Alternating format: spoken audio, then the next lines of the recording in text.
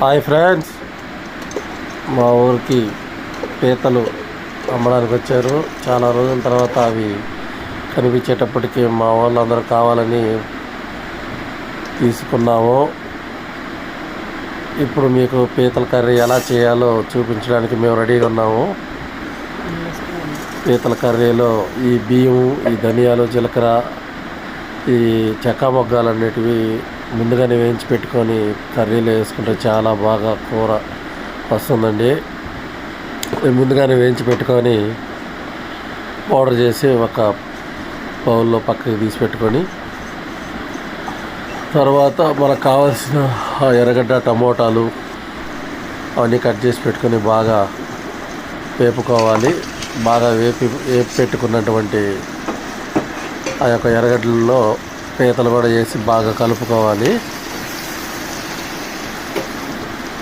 కలుపుకున్న తర్వాత ఆ మసాలాలోనే బాగా వాటిని కలుపుకొని కొంచెం బాగా మగ్గిన తర్వాత పసుపు, ఉప్పు వేసుకోవాలండి. తర్వాత అవి కూడా బాగా వాటికి బాగా పట్టుకునేటట్టు కలుపుకొని నీట్గా ఒక మంట, స్లో మంటలో ఇవన్నీ చేసుకోవాలి.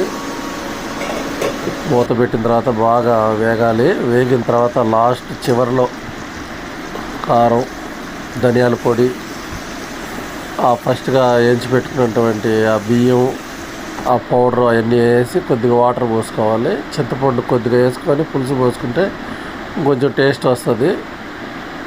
తర్వాత కొత్తిమీర, కట్ చేసి పెట్టిన కొత్తిమీరను కూడా వేసేసి బాగా ఉడకనిచ్చి మూత పెట్టిన తర్వాత కొంచెం బాగా చిక్కదనం వచ్చిన తర్వాత బాగా ఉడకనిచ్చి